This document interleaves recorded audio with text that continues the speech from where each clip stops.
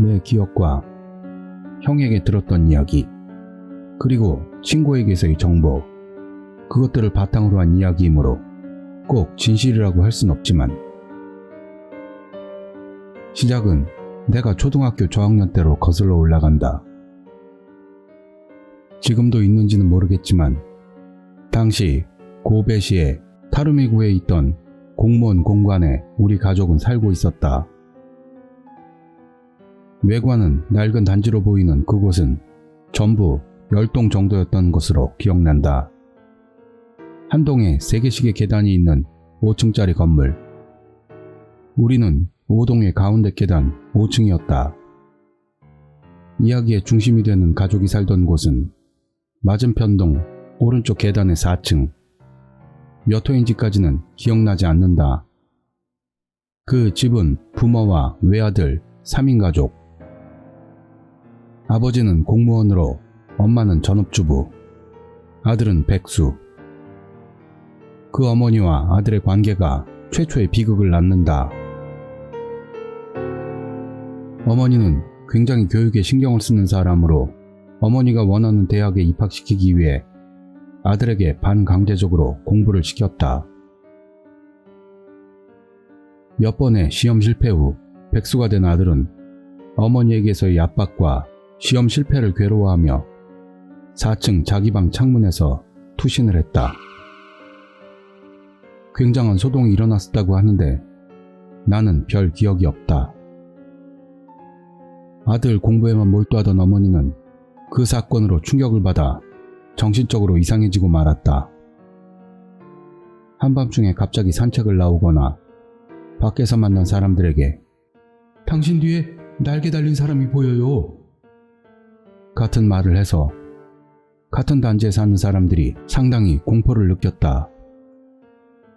실제로 우리 형은 그 아줌마에게 영문 모를 말을 들었다고 한다. 그 외에도 들은 바로는 죽은 아들 방의 창문을 반드시 열어놓고 "닫으면 아들이 돌아오질 못해" 같은 말도 했다고.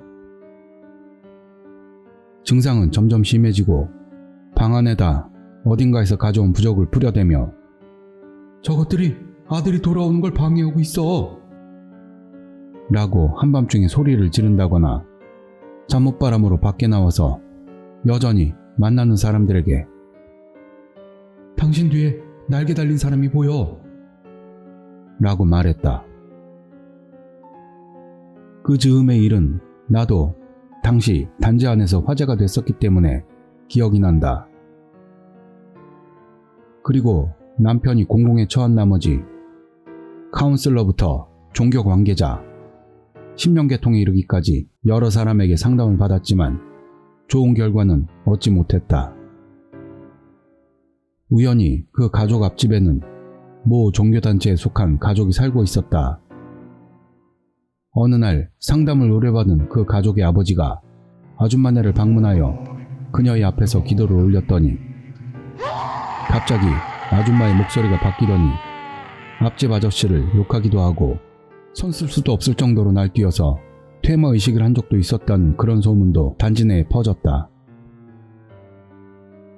집안 사정으로 우리 가족이 이사하게 되고 그 후로 어떻게 됐는지는 보지 못하고 그 일은 기억의 저편으로 물러나게 된다. 우리 가족은 몇 번이나 이사를 반복했고 2년 후 다시 고베로 돌아왔다. 하지만 그 공무원 관사는 아니고 조금 떨어진 학군도 다른 곳이었다. 그래서 그때는 그 가족에 대한 일은 아예 완전히 잊어버리고 있었다. 고베로 돌아오고 4, 5년이 지났을 즈음 내가 고등학생이 될락말락하던 때 엄마 친구가 우리 집에 찾아왔다. 그 사람은 공무원 관사에 살고 있던 때부터 친구로 고베에 돌아오고 나서도 가끔 엄마를 보러 집에 찾아오곤 했었다. 그날도 이런저런 이야기를 나눴는데 내가 인사를 하러 얼굴을 내밀었을 때 "그러고 보니 그거 기억나?" 라며 그 가족 이야기를 시작했다. 그 아줌마는 전혀 나아지지 않았고 결국 남편은 아줌마를 데리고 시골로 이사하게 된다. 거기서 남편이 아줌마를 돌보면서 먼 회사까지 출퇴근한다.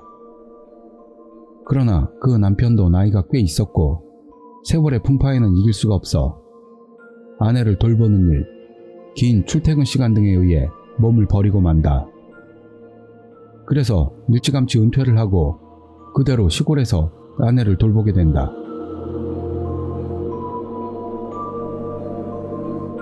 남편이 퇴직하고 얼마가 지난 후 이웃이 묘한 것을 깨닫는다. 부부의 모습이 최근 보이질 않는다.